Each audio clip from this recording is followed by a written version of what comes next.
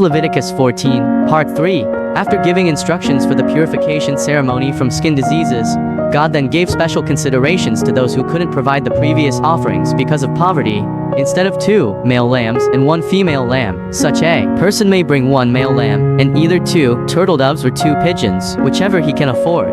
One of the birds will be used for the sin offering, and the other will be for the burnt offering, and the male lamb will be for the guilt offering. However, he must still bring 2 quarts of choice flour moistened with olive oil for the grain offering, and a cup of olive oil.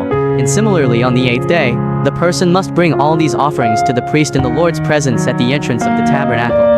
The priest will then take the lamb for the guilt offering, and along with the olive oil, he will then lift them up as a special offering to the Lord. Then the priest will slaughter the lamb for the guilt offering, and apply some of its blood to the person's right earlobe, right thumb and right big toe. Then the priest will pour some of the olive oil on his left palm, and he will then dip his right finger into this oil, and sprinkle some of it 7 times before the Lord. The priest will then apply some of the oil in his palm on the person's right earlobe, right thumb, and right big toe, which were already covered with blood from the guilt offering. The priest will then apply the remaining oil in his hand to the head of the person, to purify him before the Lord. The priest will then offer the 2 turtle doves, or the 2 young pigeons, one for the sin offering, and the other for the burnt offering, which will be presented along with the grain offering. And through this process, the priest will purify the person who has recovered from a serious skin disease before the Lord. And that's